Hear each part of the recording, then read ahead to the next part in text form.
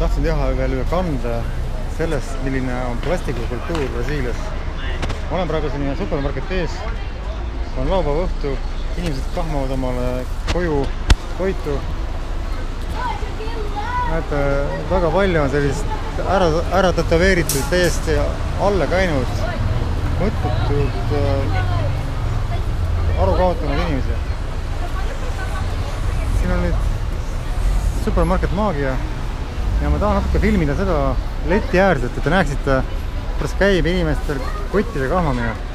Näete, siin on tööle võetud selline pakendaja, kes paneb asju kilekottidesse ja ega kotti ei panda täis. Kotti pannakse kuskil poole kotti jagu asju ja inimesed ei tea võrkudest midagi. Nad käivad ja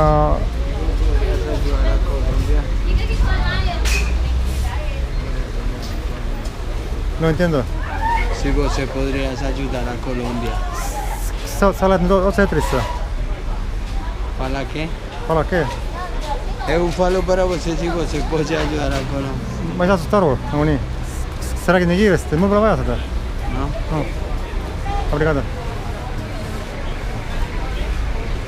Inimesed käivad ja neil on jätta kotid õla peal, aga kotti ei kasutata, sest milleks? Kui on olemas kotitädi, kes paneb kõik kottidesse, siis ei pea keegi oma kotti panema midagi ja kotti ei pea kaasa võtma. Kujutage ette, et see kõik, see plastik 192 miljonit inimest. 192 miljonit inimest. Muidugi on see väike protsent arukad inimesi. Olen näinud, kohtunud nendega.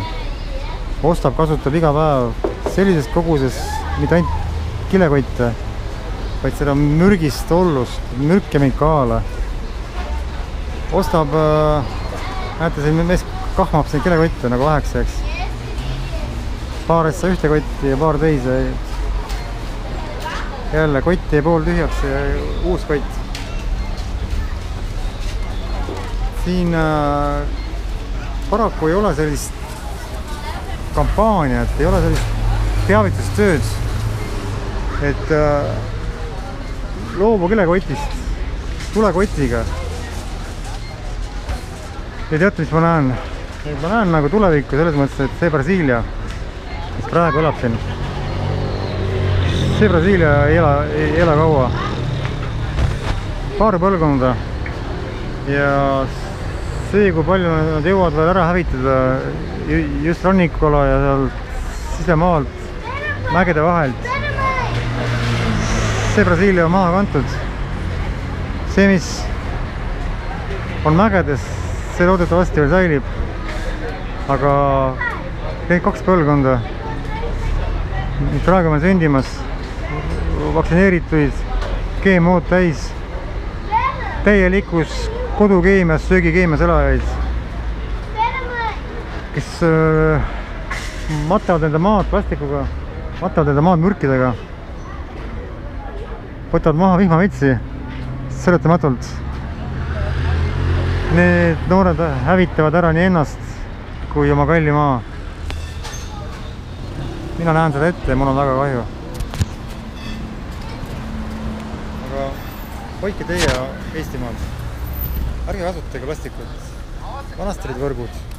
Käidi võrkudega poes ja oseti asju, pandi võrkudesse. Ja kui teil on kott, kui teil on 2 kätt, antud 2 kätt looja poolt, kasutage käsi. Ja kui te tõesti saa enam midagi panna, siis võtke see kilekott ja käige tega korduvalt.